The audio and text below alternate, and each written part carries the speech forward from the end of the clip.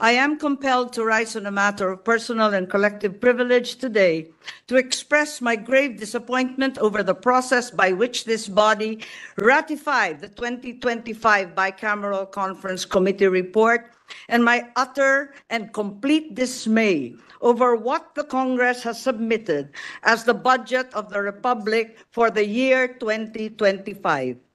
Paumpisa ngayon ang piyesta ng pelikula, ang Metro Manila Film Festival. Ngunit ang umaalingaw-ngaw sa aking isipan ay ang dating sigaw, walang himala?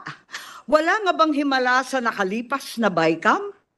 10 ng sambayanan, pakiwari ko na may himalang naganap na labag sa patakaran natin dito sa Kongreso.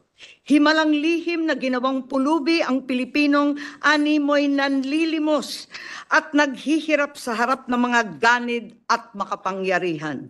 Maging ang ating Pangulo, aking kapatid, ay nagduda na at nagpapasalamat ako na kaninang umaga ipinagpaliban muna ng palasyo ang pagpirma ng 2025 budget sa Biyernes, ika-20 ng Disyembre.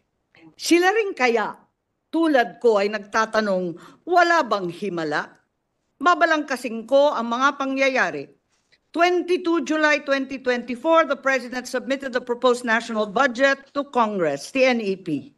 August 15, 2024, the Senate began conducting budget hearings at the subcommittee level.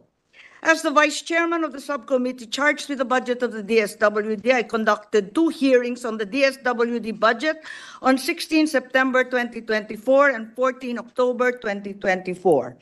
Brought by my experience last year when a certain ACAP was inserted into the DSWD budget and 12 billion was added to the COMELEC budget to allow the conduct of a plebiscite on a people's initiative. Yung malaking panlilin lang sa sambayanan na pirma na sa panahon din ng Kapaskuhan, pilit na isinagawa ng iilan like a thief in the night, ika nga.